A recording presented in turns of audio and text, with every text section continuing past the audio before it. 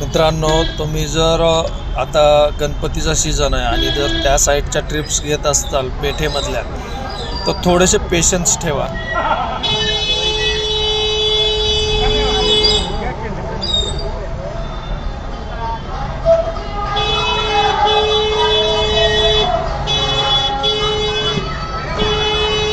थांबते जरा पुढे गाड्या तर हळूहळू दे.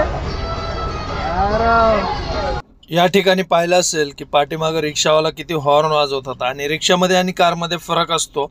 आणि आत्ताची सिच्युएशन वेगळी आहे थोडीशी.